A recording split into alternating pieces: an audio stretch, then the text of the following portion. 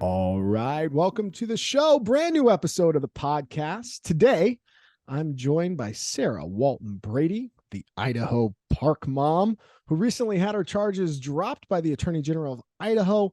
Looking forward to exploring this somewhat polarizing and interesting case from my home state. Sara, welcome to the show. Thank you. Thanks for having me. Yeah, absolutely. Hey, first thing I've got to ask, when your case first came to light in April of 2020, I believe, you got this tag like park mom or playground mom, and it started in Idaho, but it made national news. I mean, obviously this was a story that was covered across the country in a lot of ways. Have you, like, that title park mom or playground mom, do you kind of lean into that these days, or is that something that like you're eventually hoping just kind of falls off? I mean, honestly, I'm kind of neutral about it. I think it's just how people identify who I am with if they don't remember my name. Hey, remember the park mom or the playground mom? I don't find it to be offensive in any way. It's just, I think in relation to what happened that day, I was a mom who took her kids to a park. And so, yeah, it doesn't, I'm neutral either way. If people stop calling me it or keep calling me it. Yeah, well, let's just dive right in, because this is a story that's been out for 2 or 3, coming up to 3 years now. But at the highest level, you were at Kleiner Park in mid-April 2020. What happened? Why'd you go that day? What happened at the park that day? Kind of start us out with the kind of the foundational elements of this story. Sure. So I think to start off with, one of the things the media just really pounded was that I had organized a protest. I hate to break it to a lot of your listeners, but that's really not what happened. So I had been invited to a play date at the park. So just, reversing almost 3 years, Meridian City Parks had, Parks and Rec had closed down the playground equipment. That's what had been wrapped up with tape. Every other area, though, they had actually kept open. And so I had been invited to this play date. I was late to the play date, and I actually had forgotten about it. I had sat down to my computer. Somebody was live streaming, and I actually had purchased a house right next to that park. I no longer live there, but I was living in a house purposely to be next to that playground. And for folks who don't know, Kleiner Park is a fairly, I don't want to say it's newer, but within the last 10 years or so, they built the big village complex there between Eagle Road and Fairview. There's a huge open air park. It's got a lake in the back. It's got some nice playground equipment all over the place. It's one of the better parks in the Treasure Valley, in my opinion. Yeah, and that's one of the reasons why I purchased a house in a subdivision literally right next to that park area. We have the village there for shopping and the movie theater, and it's a great place and a great neighborhood to have kids in. There's schools really close nearby. Anyway, so I had sat down on my computer and somebody was live streaming, and this mom pans out and she's like, yeah, we're at this play date. And somebody's ripped off the tape, and she pans out. All these kids are playing on the playground equipment. I'm like, oh, I want to go take my kids there, right? I'm not thinking anything other than I want to go to the play date, let my kids play. And we're a month into COVID lockdowns, right? I mean, essentially, a couple weeks into it. I think it was 6 weeks in. So by that time, as a mom, I was getting really antsy being in a house with my kids from sun up to sun. I mean, 24/7, right? There was not really a schedule anymore. My kids are not homeschooled. That's right now not something that has really worked for our family. And so it was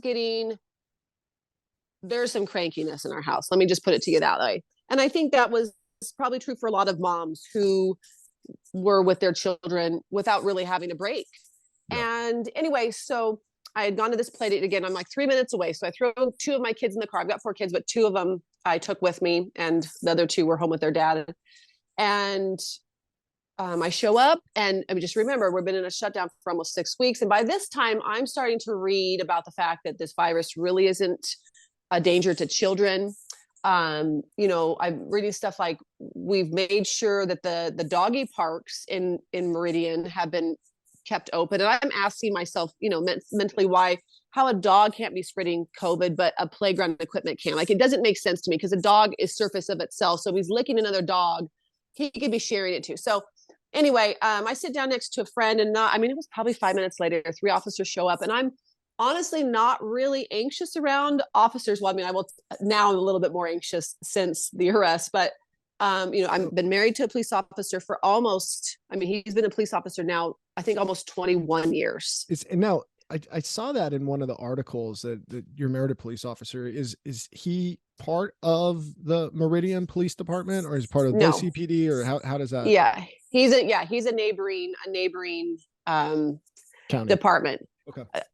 So yeah, not county, but city. So, City. I'm not really, I'm just thinking I'm going to have a discussion with these officers, and these officers get there. And one in particular was just like, this area is closed, and everybody needs to leave. And I'm, saying, and I'm asking questions. He's like, well, you need to talk to so-and-so, right? Because the person who actually has the legal authority to close down an area is the Park and Rec director or his agents, right? So I asked my children to get off the playground equipment. I don't even know if they were on. I think one might have been on. And again, it's been 3 years. It's hard to remember the exact details. But I go then, and now again, I'd never ripped off any tape.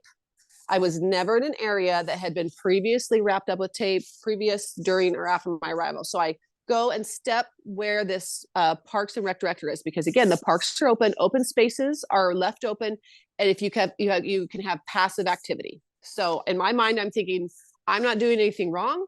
I'm not doing anything illegal. I just literally want to redress my government for my grievances, because prior to my arrival, I'm going to a play date.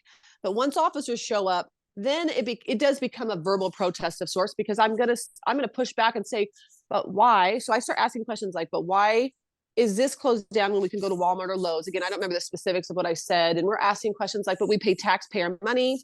And I think at some point they said, well, you can call the mayor. And I'm open to calling and talking to any government official. I said, well, give me his phone number. Let's get him on the phone. I want to ask him some questions.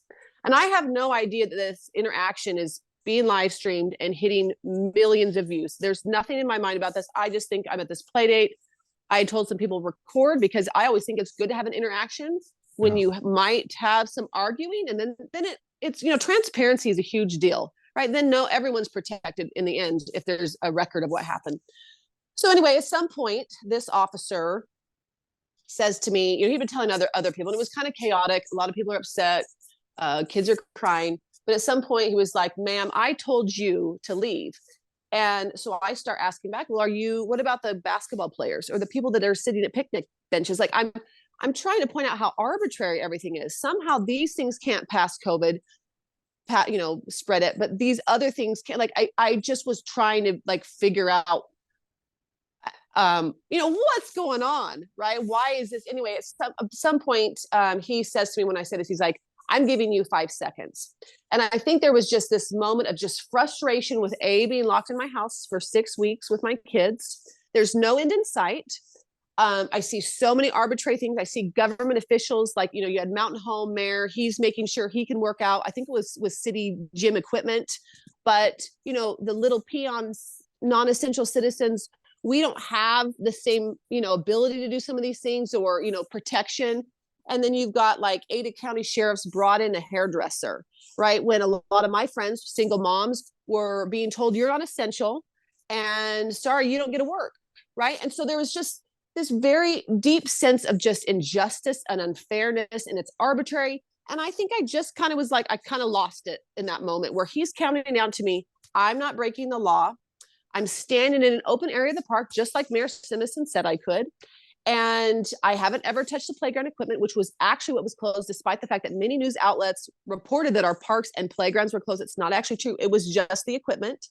So anyway, I'm like, well, fine, arrest me for being in a park, because that's, do it. So I turn around because I'm just like, okay, at this point, you can't even have a conversation with an officer without being threatened with arrest. That was my feeling of that's how literally controlled I felt like the government was being. You couldn't even have a discussion without getting in trouble for it. And so anyway, I was handcuffed and brought to the Ada County jail, where they'd let out, I think, about 300 inmates due to COVID to stop the spread. I was charged with trespassing, bonded out on a $300 bond. And what I found out later, actually, is once the officers had taken me and put me in the back of the car, they'd gone and wrapped the equipment back up. Keep in mind, they wrapped the equipment back up, not the area that I actually ever was arrested in, right? And then I don't know if it was parents and kids or it was just kids, because I haven't seen video on it, but a group of people started ripping off the playground equipment, and nobody got a ticket for it. Nobody got arrested for that. They basically just backed off at that point. And since no one's actually been held accountable for that, anyway, that's Well, basically the so story of what happened that day. so in, hearsay, I'm friends with officers. I do my homework before I have people on. One of the things that I heard is that while you were being arrested, there was an exchange, a tension, an exchange of words, or I heard that you might have been spitting at officers. Is that true? Like, No, no. And I'm so sad to think anybody. take me through that, Yeah. because there was I read one article that said that you did publicly apologize for a heated emotions during that interaction, but what was that for? Yeah. So just your previous question, I never spit. The only thing I did was once I was threatened with arrest in front of my two kids, which was very offensive to me for not actually breaking the law, I turned around. And then I did at one point say, am I being detained or am I under arrest? Something along those lines. There's many videos you can go back. And I'm sure even if you don't find you probably could do a public records request on Officer Fiscus or the officers over there and get actual video. And it makes me sad that anybody actually thinks that I don't like law enforcement, but I really do have a problem with law enforcement threatening law-abiding citizens with arrest in front of their children for not breaking the law. I think that is problematic. And I think it doesn't matter if you're red or blue, if you're Republican or Democrat, you should have a problem with that. Any Yeah. person should have a problem with that. And I think that was one of the most frustrating things is the media never accurately reported on that. And then they made it look like I was taunting officers. That's not true. To be honest, Officer Fiscus escalated a situation that did not need to escalate. I don't know if he needed to go home and take a nap that day, but that situation was escalated when he really needed to follow his training, de-escalate when you have a parent who's frustrated. I wasn't breaking the law, not doing anything wrong, Well, and again, and this is where I can go back and to address now the apology. I actually call it an olive branch. And I'm sorry, I don't have it here to actually quote it. I didn't think to have it, but what that was is so being married to a police officer for so many years and then experiencing what happened after my arrest is I had many people come out of the woodwork and you're an amazing hero and all these things because all these people are feeling the frustration of being non-essential, locked in their houses, the government having resources or perks that the average citizen doesn't get, right? We're seeing, I'm trying to remember what we saw back then. Didn't we see, was it Pelosi? She got a haircut or something. I don't remember. Certainly there were definitely every now and then a window into how the real life elite get to live. Yeah, absolutely. Yeah. So, going back to that, so I was a hero. I was hailed a hero on one end for people who really could see through some of these COVID restrictions and policies and the fact that maybe this was it wasn't as deadly as what they had initially thought, which is understandable. Humans make mistakes. But so I'm a hero on one end, and then I'm an awful human being, and people are coming out of the woodwork telling me they're going to kill me and my kids. And it was scary. Here was the other thing that I found really interesting. It was like, this was all during, like, over the following year after this, like, there was all kinds of defund the police talk, and there was all kinds of, not necessarily attributed to your story, but just what was going on nationally around our country. And there was focus and attention on, like, are we policing the right things? Does our police forces have the right training? Like, are we targeting individuals for certain things? And my same friends, and who are my friends today that are very, like, maybe let's say more politically liberal on policing, where they want either defunding or a shift of resources to different types of individuals supporting, like, community work, like public safety officers, those types of things. They looked at your story and they were just like, that's an entitled suburban mom just screaming at people. And you had a lot of comments like that too. I mean, I've followed you online for a while now when the story kind of broke. And I'm like, man, there's a lot of people that are just going after you for being a suburban mom, that somehow that equals some kind of entitlement, or sometimes, or you don't have an equal voice in standing up against, whatever you feel like is a legal injustice. Yeah, it was really interesting because the Black Lives Matter, and again, I'm not trying to group a whole group, but what I seemed to observe was a lot of the people who I thought would be like, yeah, we think that sometimes cops make bad decisions, didn't think that the cop made a bad decision in my case. They're like, you're privileged. The Yeah. only reason you didn't get shot and killed is because you're white. I heard I'm that like, too. Yeah. that's so offensive. That's so offensive to me. First of all, I'm like, so I think some people refuse to. This is where I have a problem with politics: is people get so emotionally invested in what their biases or their viewpoint is. You can't look at that and say, "No, hold on." A mom going to a playground that was open, the area was open. It was just the equipment. I'll just reiterate that over and over again because that's a nuance that people really don't want to look at because it makes a difference. And um, a mom going there simply asking a question. I mean, does one side of the political group thing, and I think actually both, if an officer makes a command, whether it's a legal command or not, do I, as a US citizen, have to follow it? Like, is there a cultural expectation that you must do whatever a cop says? I don't think that there is. And I think the only way we can really keep America is to understand the boundaries that officers have and call them out on it if they're in the wrong.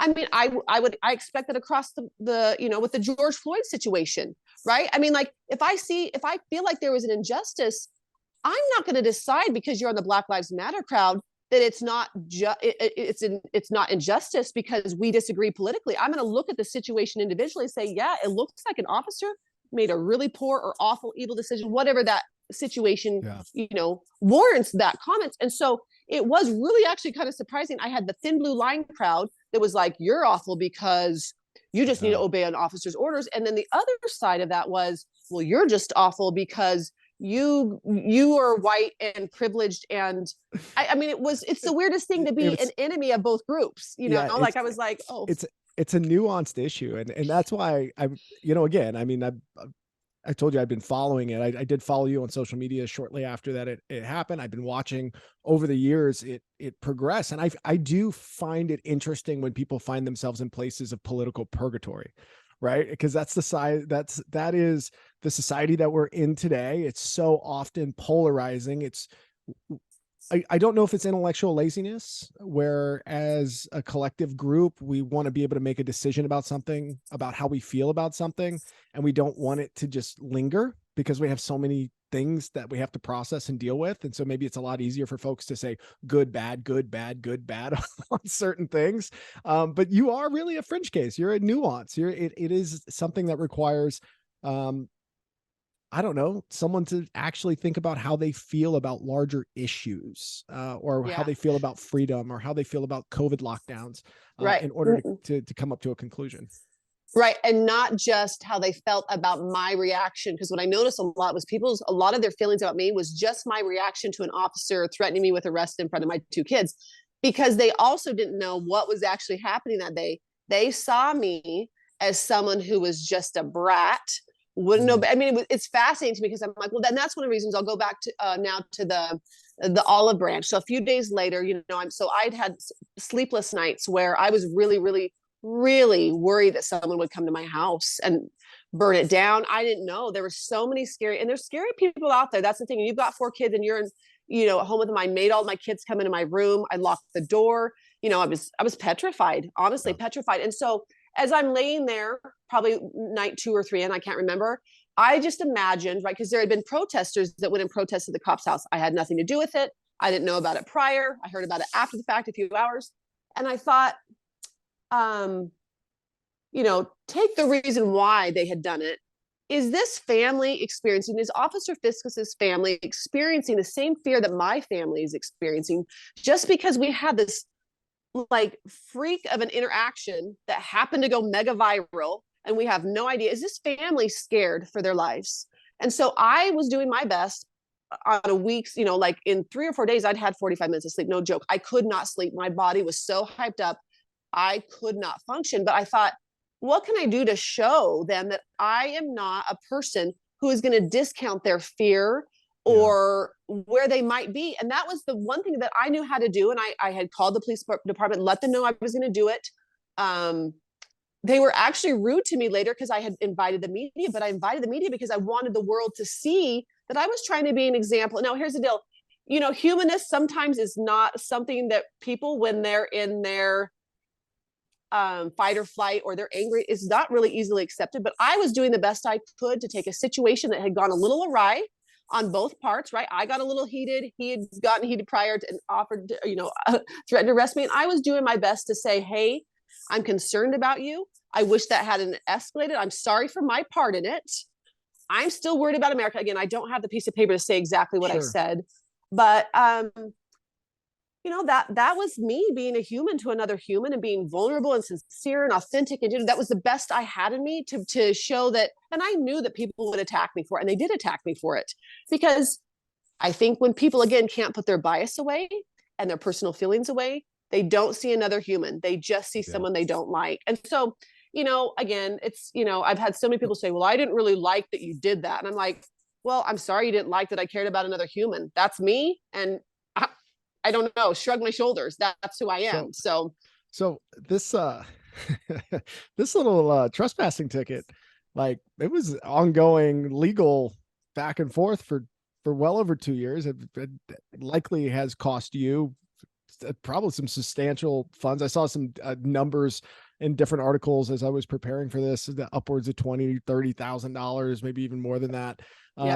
And then why do you feel like the city of Meridian in particular was so adamant about prosecuting the trespassing charge? And then what did they, I saw that they gave you a plea down, like if you pled guilty, that you'd be able to pay a fine. So maybe take me through that process, and what is that legal chess game like?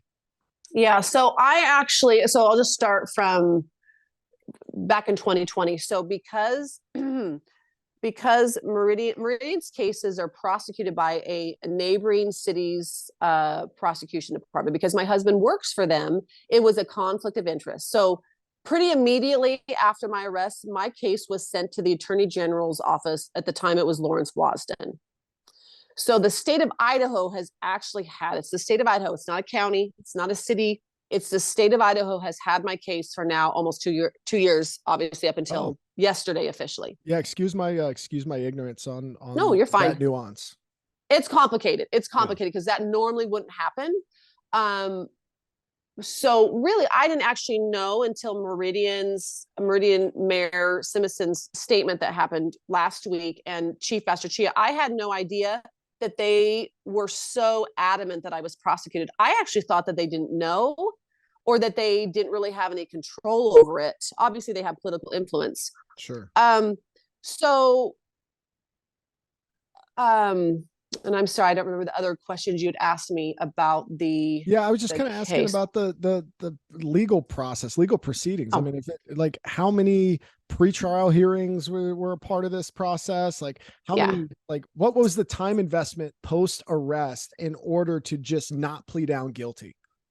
Okay, so I'll try to cut this pretty short, but so I hired my first lawyer. He didn't work out. And so this is probably about November. I got my second lawyer. A trial was scheduled for February of 21. Shortly thereafter, though, they suspended trials due to COVID. And by spring of that year of 21, so my trial was suspended in February. So that's the first thing. So my right to a speedy trial was almost immediately violated. Okay. Then I had to get a third lawyer because my second lawyer sadly suffered a mini stroke and had to remove himself from the case. And then, so this is now my second lawyer. This is in spring of 21. And then we're just working super hard to get ready for now the second trial that's been scheduled in August of 21, August 18th of 21. And so, at this point, I've had literally, it's a bit of Zoom hearings. So I want to say by the time, right up till the point we were ready for trial, which was early August, everything was on Zoom. I never saw my judge in person. Okay. But for the trial, it was supposed to be in person. So anyway, about a week and a half before the second trial has been set to kick off, I get a phone call from my lawyer. She's like, I'm so sorry, Sarah, trials have been suspended. Your trial will not be happening. And I'm just, you have to remember at this point, we're over a year, we're at about a year and a half, and I'm exhausted. Okay. I'm super exhausted. And because it's hard as a mom, you already have all these other responsibilities. And then to have a legal case, a political legal case on top of it, that you've got to manage, you've got to show up for hearings, you've got to deal with witnesses. I mean, there's stuff to deal with behind the scenes that I never really ever talked about. So Anyway, we ended up having a hearing, and this is like the day before this trial is supposed to set to kick off. And I let my lawyer go because I knew at this point, because we'd already had trials suspended, I was guessing they would be suspended for 6 to 8 months. That was my unofficial projection on this, because what they were doing in Ada County, out of 100,000 citizens, if 25 or more citizens were probable cases or confirmed cases, it didn't matter. So if grandma thought maybe she had COVID, or if you're required to test because you didn't get the vaccine, whatever it is, right? 25 people out of 100,000 people would shut down courts. So, I mean, like, they're going to be shut down for a really long time. So anyway, I let my lawyer go. At that point, I'd spent about $18,000. And I let her go. Let me be very clear. I let her go because I financially couldn't do it. And later, my judge actually said on court record that I did it because I wanted to be pro se, and that was not true. I did it because I could not afford to pour money down a hole, because, you know, the government's got unlimited resources. They can do this for the rest of the existence of the government. I, on the other hand, it's finite. I did have donations, but they're finite. And as my case got further away from my arrest, the donations significantly dropped off, simply because the popularity or the media dropped off on it. Right. So anyway, so that was the second trial. So actually, trials were suspended until, I want to say it was maybe spring of this year, of 2022. Sorry, I know in 23.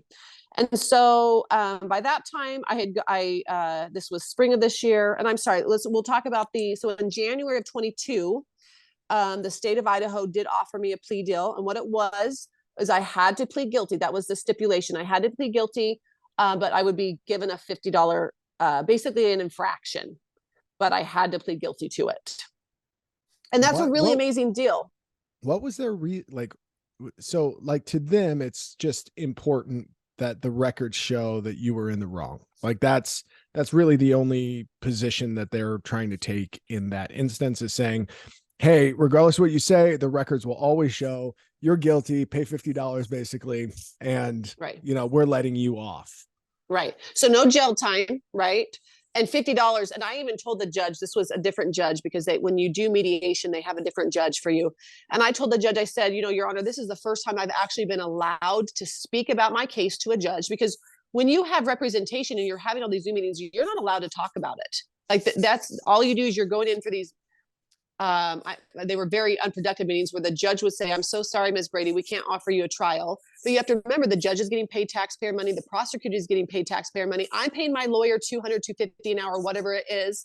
But I'm not getting paid. And so it's the injustice on that, I can't even tell you how upsetting it is to sit there and you're, to be told, hey, if you just do a $50 ticket and all of this punishment could end. I mean, they don't say it that way, but it's like, well, I've come this far. Because at that point, I was probably, because I had been getting a little bit of help on the side, I was probably $20,000 in, right? By that January of 22. And I basically told the judge, I said, you know what, Your Honor, the thing is at the end of the day, I never broke the law. The process has become the punishment. The real criminals here now it's basically the state of Idaho. It's the courts for refusing to give me my speedy trial. And I go, George Washington's rolling around in his grave to know that a mother took her kids to a playground, and not only the fact she took them to a playground, she wasn't breaking the law, and she was arrested. And now I've been prosecuted mercilessly for now going on almost, at that point, 3 years. I said, here's the deal. I'll make you a deal. This is the deal for the state of Idaho. You guys drop the charges. I'll go out and say that you publicly did the right thing. And I think that's a fair thing to do. And they didn't want to take that deal. So really, it wasn't about the $50, right? Because the state doesn't need $50. What the state wants is a pelt. The state wants to be able to say, she was guilty. She said she was guilty. But here's the deal. You know, your innocence, my innocence is worth way more than $50. You know, $50, it's a little bit of a slap in the face after you've gone through that much. And then to be told, oh, now we'll do it. And so fast forward, I then got my fourth lawyer. We tried to do a motion to dismiss. The judge denied it.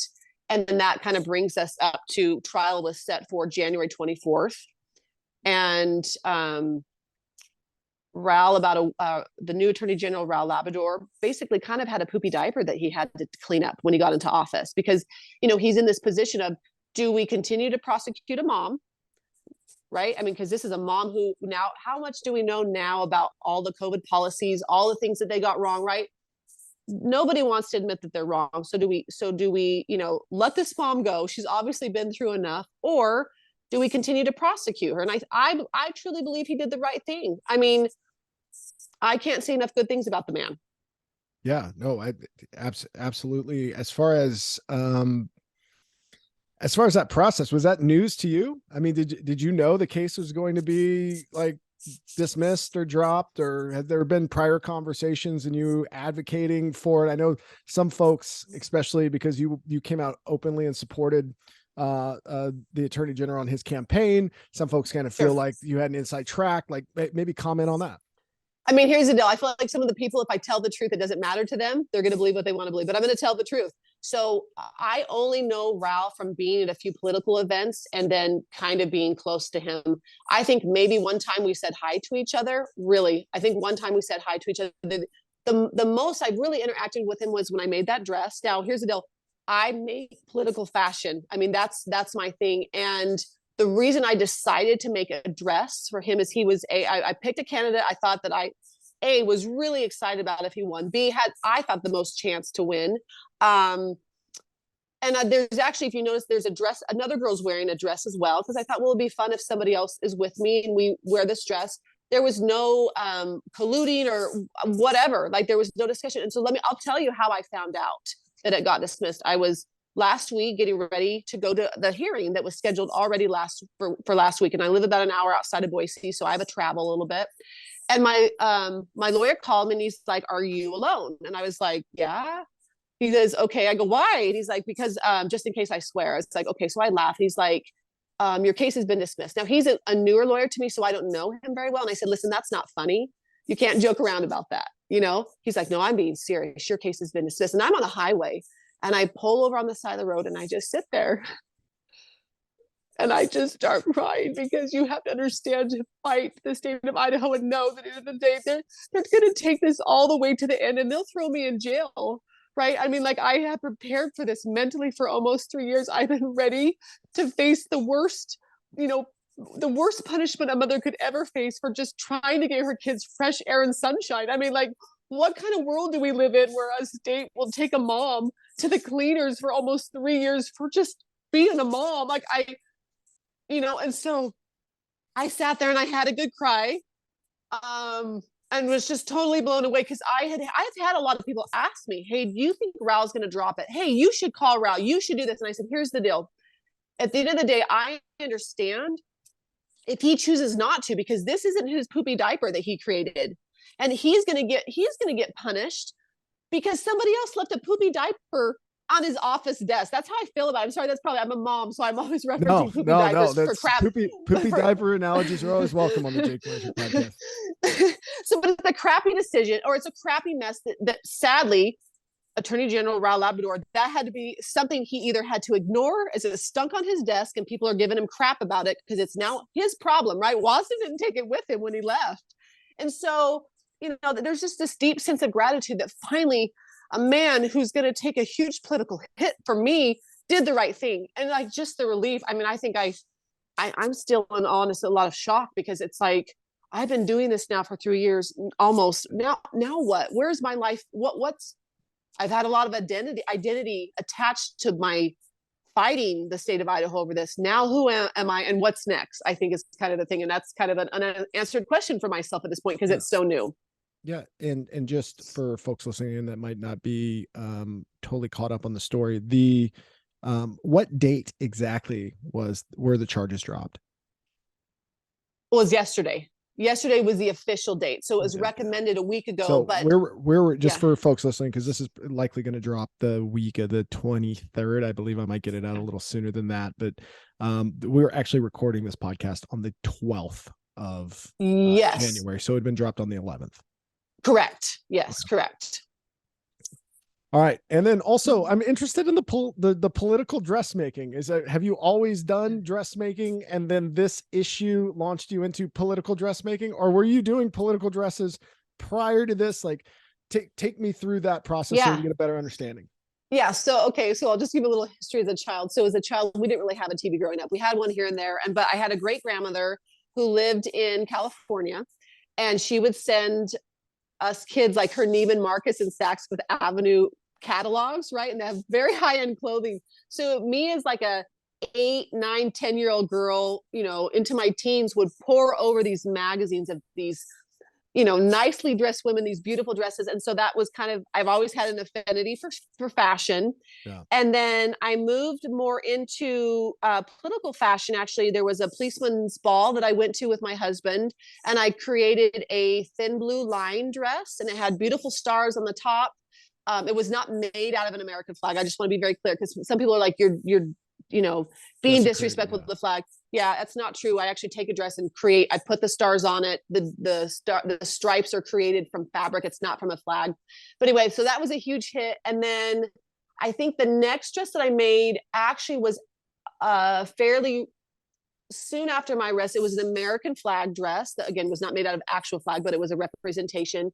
It was for a Candace Owens event. And then I made a Trump 2020 dress. I had gone to TPUSA. That was a huge hit. A lot of people love that one.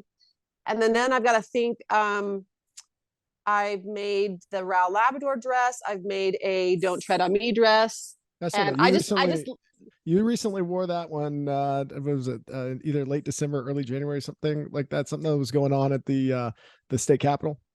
Yeah, there was the governor's ball. That's right. So I wore that one there, and that was actually planned even before the dismissal. It just happened that it was, you know, the recommendation for the dismissal was last Thursday, about a week ago, and then Saturday was that ball. And so people are like, "Well, you did it," and I was like, "I actually just thought it would be a cool dress to wear. It wasn't supposed to be any sort of like message. It just ended up that the timing worked out, and I wasn't going to change the dress." So yeah. So let's reflect. I mean, a lot of this podcast is I take people through the journey that they've went on. You kind of like look back, think it through. What have you learned?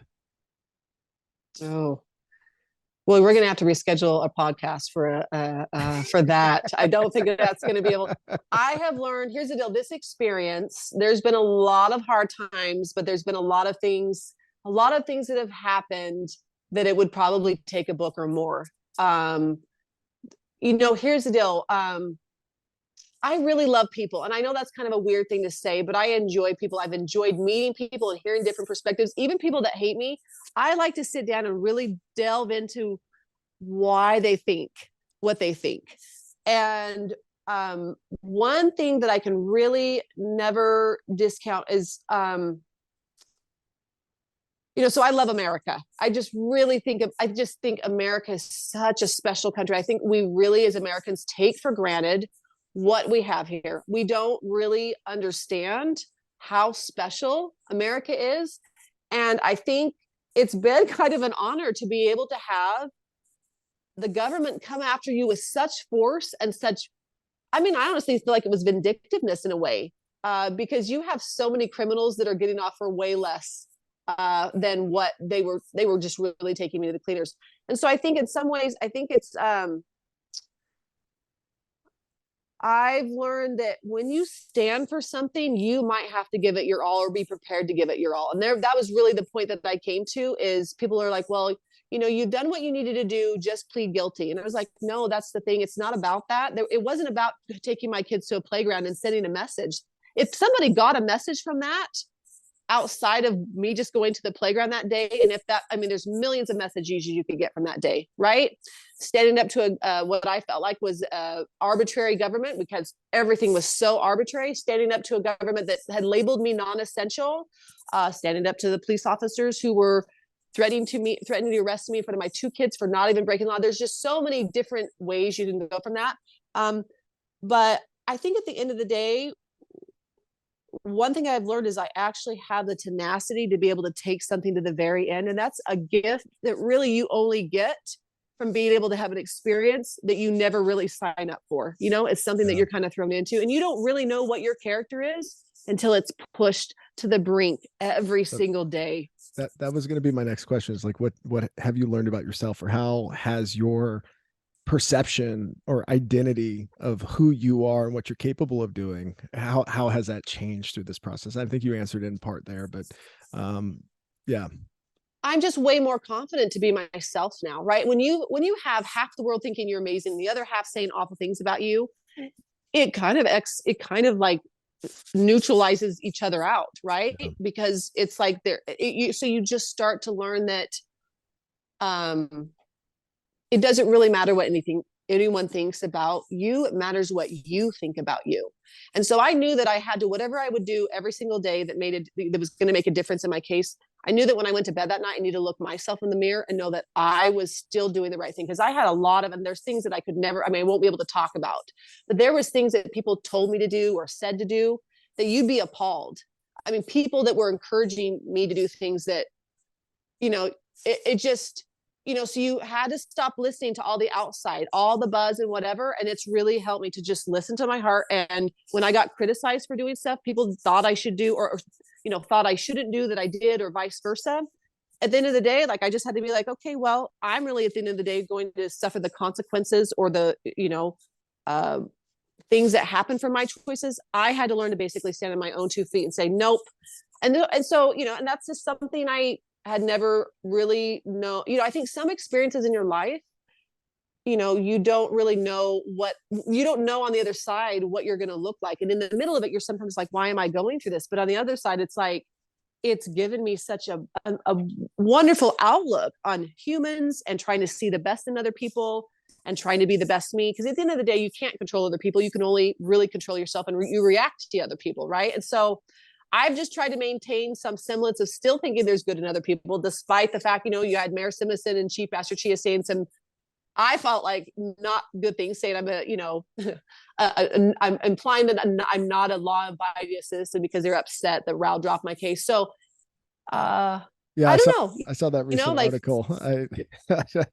And I love the term that was used in a couple of articles regarding you saying unwarranted belligerence. I think it's just yeah, a yeah. really interesting a I turn mean, of phrase. listen, wouldn't you be belligerent if let's be honest, anyone out Uh, there, okay, thin blue line people, Black Lives Matter, I don't care what political thing you're in or not in, wouldn't you be belligerent if an officer is threatening to arrest you in a legal area? Would you not be belligerent? And if you tell me, oh no, it'd be fine, I would listen. I think you need to rethink what that yeah, means, because that means officers have authority outside of what we've actually given them. And that's not good for our republic. well said. All right, last question here. I know you said that you're still kind of making heads or tails. It's still very fresh as far as ink drying on paper, essentially. From that, and thank you again for taking this interview. So close to the date in which these charges are dropped. I'm honored, by the way, to be able to have you on the show and to be able to talk so candidly about what you've experienced over the last couple of years. But I know you said you haven't really contemplated as much, or at least carved into stone, like what's next for you in this process. Do you foresee yourself? I don't want to say leveraging, but like has been a story, and it's leveraging a story to give a voice to maybe a concept, like, defending what's written in law in our, democratically elected constitutional republic that we live in. Do you see yourself advocating politically, being an outspoken voice, taking up certain causes around free speech and or government restrictions? Like, what's your perspective? Where are you living? Yeah. Well, I'll tell you one thing. I'm not going away. Okay.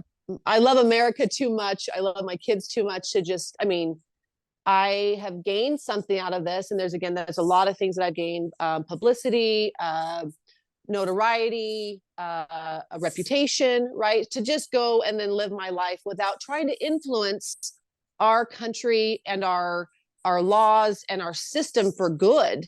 Like, I feel like if you love America, you have a duty to try to keep America on track. Okay. I don't care if you're left or right. It doesn't matter to me. If you care about America, you're going to care about our system and how that functions and how that affects other people. So I may not going away. Eventually, I probably will run. I'm not making any promises, but I probably will run for some elected office. My leaning to would probably be a legislator, maybe a commissioner. I think one of the big like policy changes, and I think, probably would be again, I would hope the Black Lives Matter crowd would agree with me, de-escalation techniques on officers. Yeah. That was a day that, honestly, if that officer had stepped back and been logical about that situation, he'd be like, listen, that mom has been locked in that house with her kids for way too long. Let's offer to go sit down with her on the picnic table, have an iced coffee or whatever, right? I mean, because really that day was a frustrated parent who had been labeled non-essential. We always talk about here we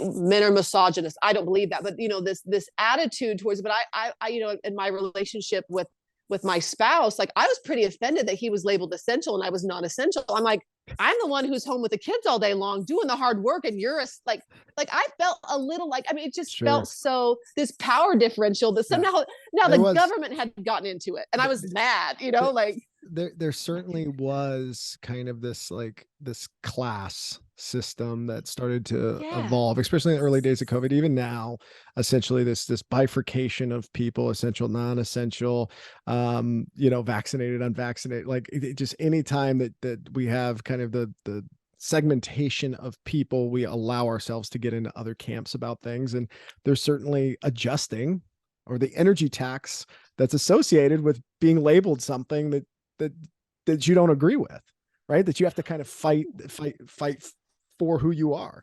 Yeah. Well, and especially if you're the class that's been labeled that's lower than the other class, right? Of course you're going to be like, of course. Well, hold on. I mean, right. Because it's not like we just got different names and your hair is brown and my hair, my hair is black or whatever. Do you know what I'm saying? Like it wasn't just a differential of how we looked. It was literally like, well, because you have this position and this job, we shall give you special privileges and benefits to be able to, like, you get to keep working your job. You guys over here, though, it doesn't matter if you need to feed your kids. It doesn't matter if you need to pay your rent. It doesn't matter.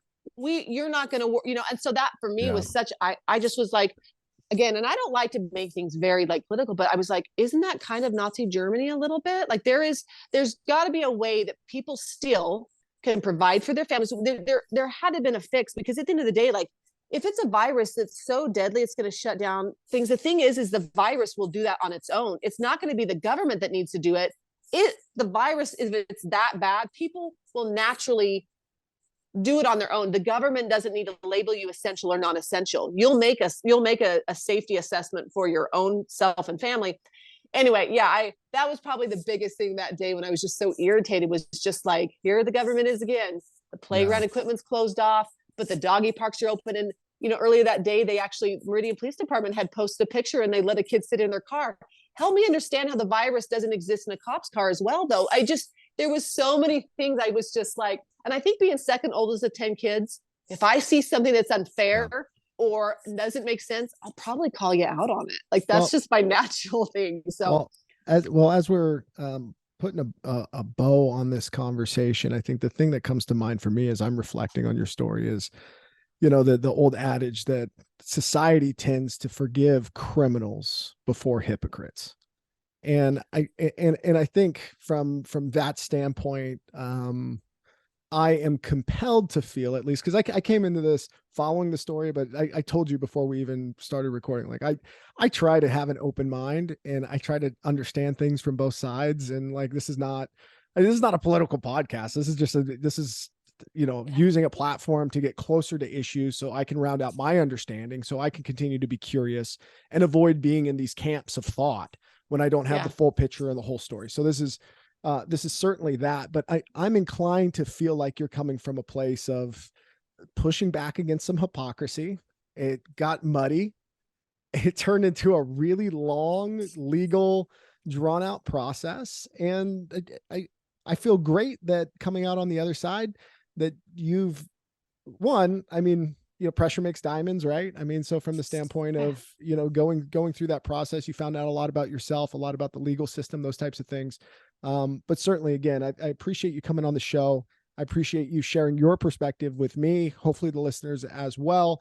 And if you're listening to the show and you have questions or thoughts, throw them in the comments. All are welcome. I mean, it is what it is. I mean, we feel the way that we feel about certain issues, especially ones that force us to think into the nuances, like this particular case does. And Sara Brady, Park Mom, Thank you. Thank you for coming on the show. Thanks for spending some time with me. Thanks so much for having me. It was great to meet you. Of course, any organizations, shout outs, anything that you want to get out there for folks to know or follow or do moving forward? At this point, I mean, I have a website if people want to look at it, supportsarabrady.com. But yeah, besides that, I'm just going to go and take some naps, and I'm going to take a break. That's what I'm doing. I'm going to take a break.